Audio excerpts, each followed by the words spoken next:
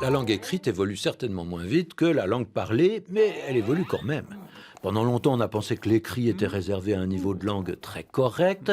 Il s'ouvre aujourd'hui à des usages beaucoup moins stricts, parce qu'on écrit de plus en plus souvent de façon familière, surtout si on est pressé, si on utilise les nouvelles technologies, les SMS, les courriels. Alors on abrège, on utilise des sigles, mais aussi des images expressives. C'est ce qu'on appelle les émoticônes.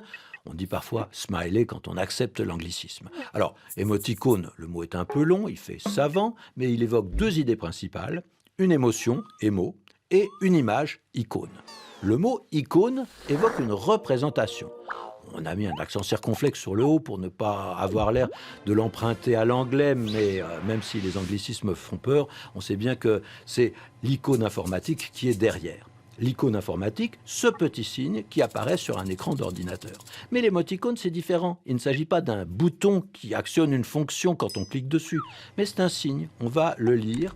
Il indique une réaction émotive, comme son nom l'indique, comme une ponctuation.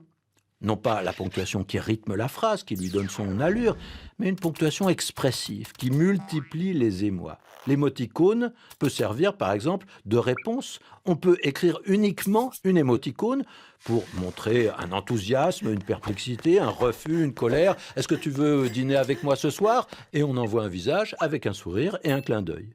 Et on peut aller beaucoup plus loin qu'un simple point d'exclamation ou que le sourire du smiley.